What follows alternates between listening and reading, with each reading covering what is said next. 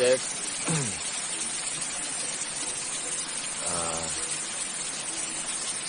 Halo barudak, selamat datang lagi di konten kami MK Production. Pagi ini saya lagi ada di salah satu tempat wisata di daerah Halimun Salak, Kota Bogor. Namanya adalah Telaga Batu. Telaga Batu. Ya, tempatnya ada di Gunung Bunder.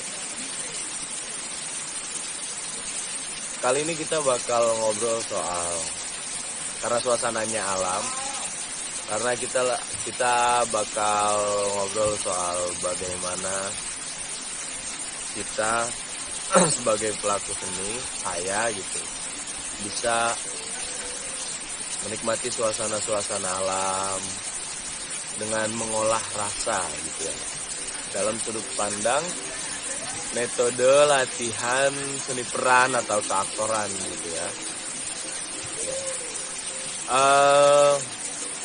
Seperti yang kita tahu kawan-kawan, bahwa suasana alam lebih dekat dengan suasana relaksasi gitu kan, menenangkan diri dan lain-lain.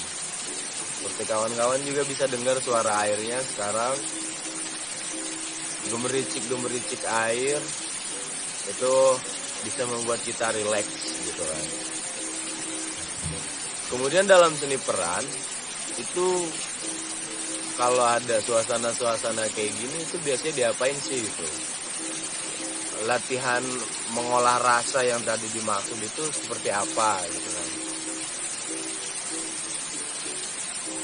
Latihan mengolah rasa yang biasa saya lakukan adalah dengan cara kita betul-betul merekam ya. Caranya banyak ya, kita bisa meditasi, bisa memejamkan mata kemudian mengolah nafas, kita menutup mata, kemudian betul-betul merasakan suasana alam yang sedang berlangsung, yang sedang kita rasakan. Angin, suara air. Untuk apa? Untuk melatih kepekaan kita. Untuk melatih kepekaan dalam yang nantinya bakal rasa itu menjadi modal, menjadi tabungan yang kemudian ketika kita memainkan satu peran dan menghadirkan suasana-suasana yang seperti ini, seperti sekarang, itu kita sudah punya tabungan datanya, tabungan rekamannya gitu. Misal dengan cara di satu adegan ada satu cerita tentang bagaimana kita betul-betul merasakan suasana angin yang sepoi-sepoi gitu, suara gemericik air. Ini kan gemericik air ini pada akhirnya di dalam pertunjukan bisa kita bisa kita modifikasi dengan suasana yang sama gitu. Misal suara air hujan gitu. Kita kan akan menampilkan kesan bagaimana caranya penonton bisa menangkap kesan bahwa di atas panggung itu sedang ada gemericik air, sedang ada hujan, dan sedang ada angin yang sepoi-sepoi gitu. Itu harus direkam. Nah, di olah rasa ini kita harus betul-betul merekam semua yang kita rasain sekarang gitu. Kita rekam, kita tabung di dalam indera-indera kita. Namanya ingatan indrawi, kalau kita menyebutnya ingatan indrawi dengan cara mengolah rasa gitu. Kita kan punya rekaman yang nantinya pada akhirnya kita tampilkan di atas panggung kayak gitu. Soalnya yang benar-benar harus dipahami adalah aktor ketika kita tampil di atas panggung, kalau kata Didi Petet, yang dijual itu rasa, bagaimana penonton betul-betul yakin dengan pertunjukan, dengan cerita yang kita bawakan.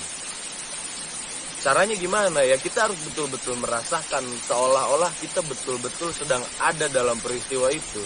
Jadi bukan kepura-puraan. Ya mungkin pura-pura kalau kata Putu Wijaya, salah satu tokoh teater mandiri, ya, teatrawan Indonesia. Di atas panggung itu kita melakukan kepura-puraan, tapi melakukan kepura-puraan dengan sungguh-sungguh.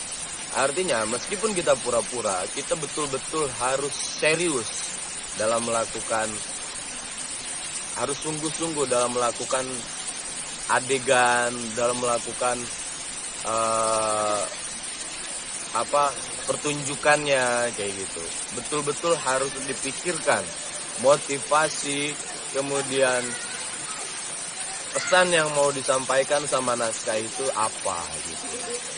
Yang dijual rasa kalau kata Didi Petet. Jadi kalau kita di atas panggung ingin menghadirkan suasana seperti di sini, dengan cara kita tidak meyakinkan penonton atau tidak meyakini bahwa kita sedang ada di situasi seperti saat ini ketika kita di atas panggung, penonton nggak bakal yakin gitu.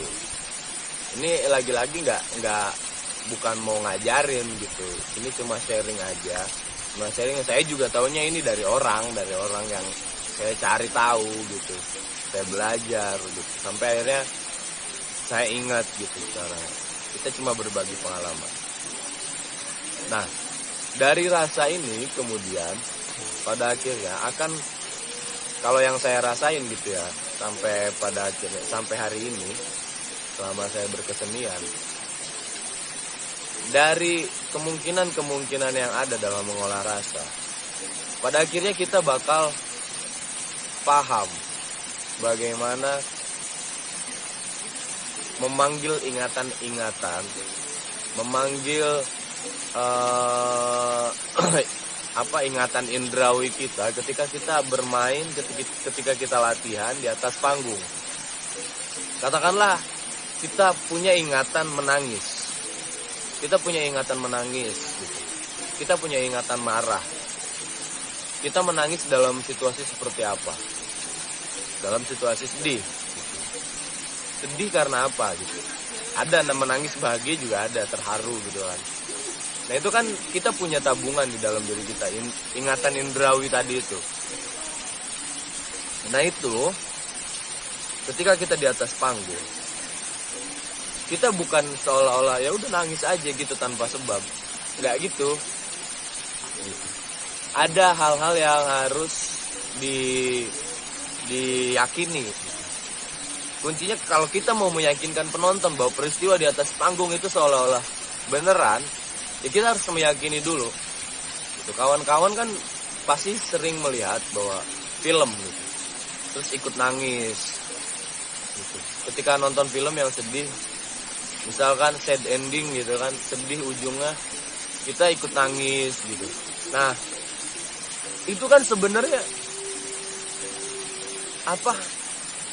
dari aktornya gitu.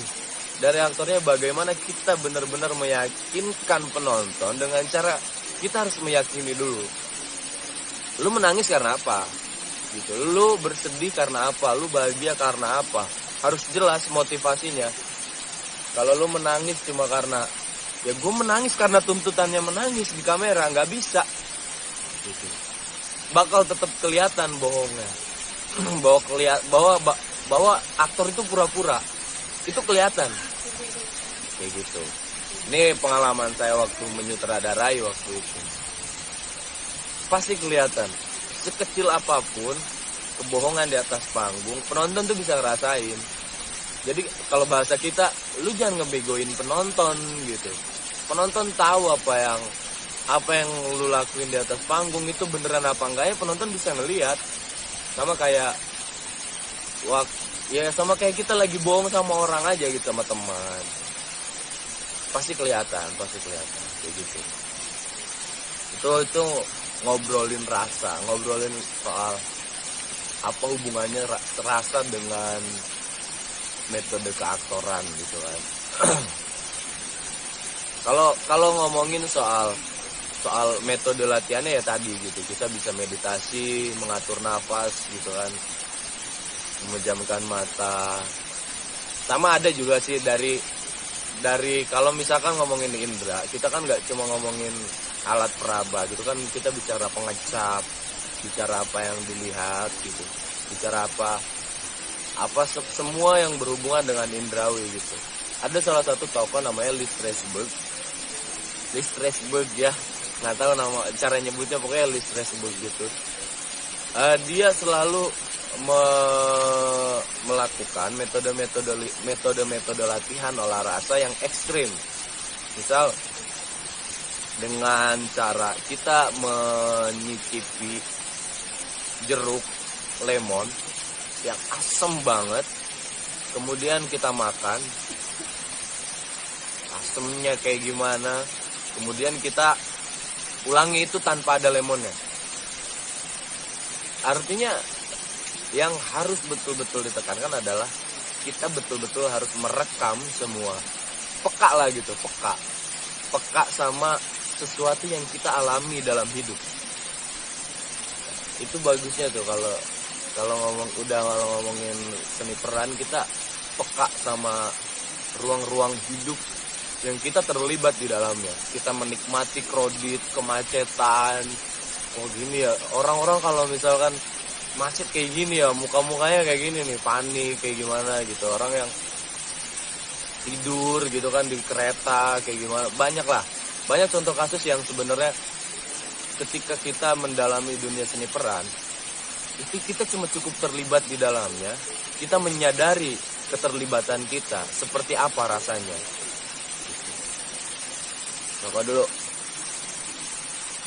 ya, keterlibatan peka, kesadaran kita sebagai aktor yang betul-betul harus merekam setiap peristiwa gitu kan.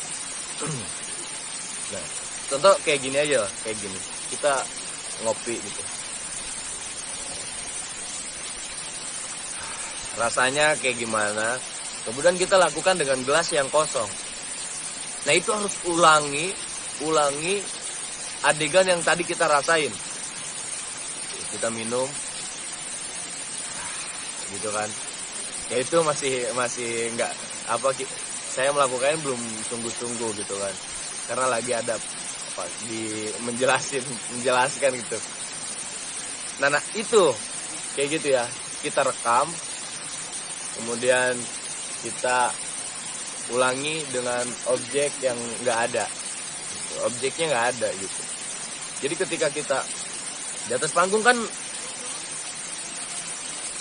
itu yang dilakukan semua aktor untuk meyakinkan penonton. Ya kurang lebih begitu kalau ngomongin soal metode Lee Strasberg.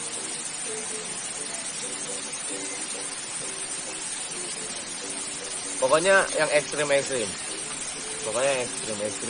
Maksudnya ekstrim tuh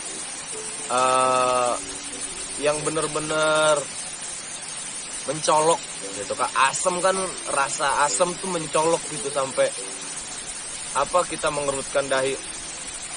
Nah kayak gitu, atau garam, asin gitu, pahit kayak gitu kan. Nah itu yang dilatih dengan cara kayak gitu, kemudian diulangi tanpa ada garamnya, tanpa ada asemnya gitu, tanpa ada objek-objek atau rasa-rasa yang katakanlah lemon gitu, tanpa lemonnya gitu kan. Ya kalau misalkan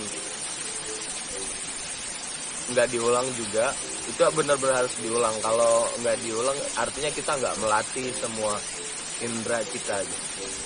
Contoh kasusnya itu aja ya, kalau rasa itu, ngomongin rasa artinya kita harus betul-betul terlibat dan menikmati, kemudian menyadari keterlibatan kita dalam peristiwa-peristiwa dalam hidup.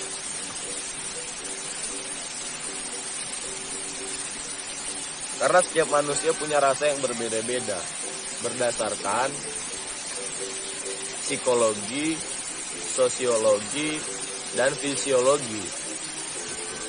psikologi ya gitu, cara berpikir, kemudian fisiologi bentuk tubuh gitu, sosiologi ya pengaruh sosial gitu yang dihadapi sama dia sehari-hari. Kenapa beda?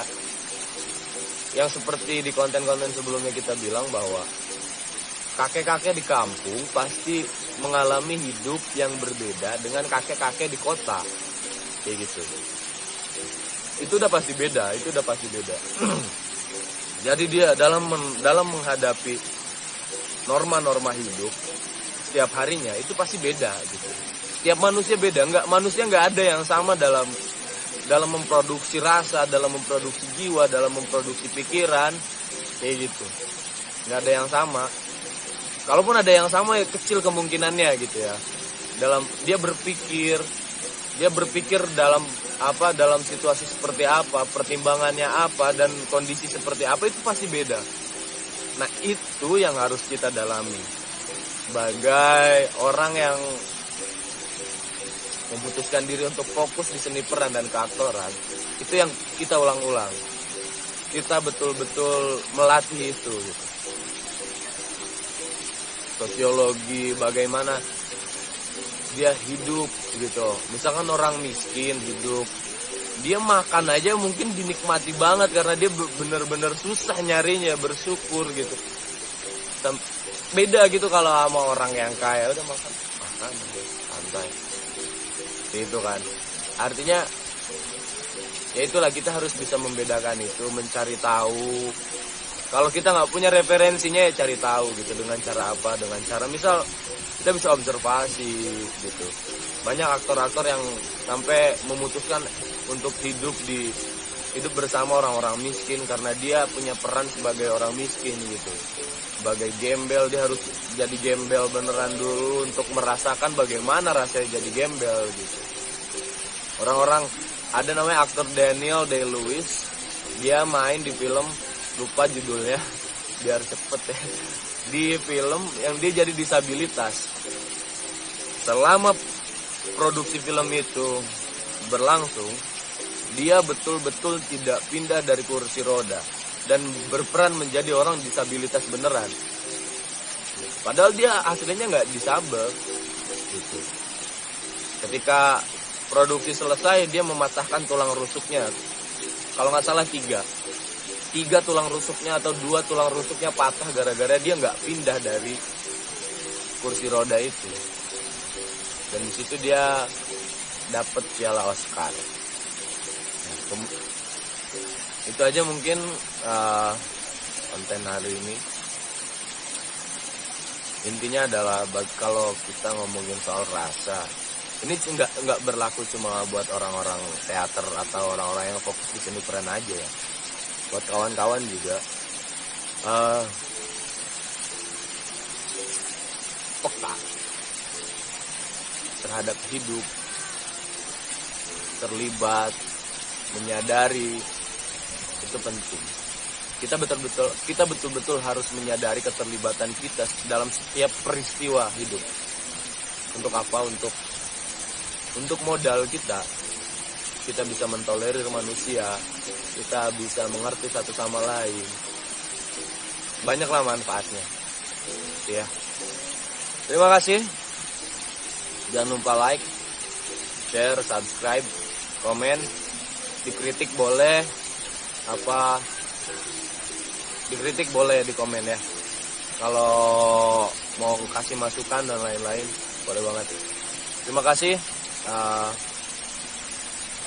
Sampai jumpa di konten selanjutnya. Rahayu.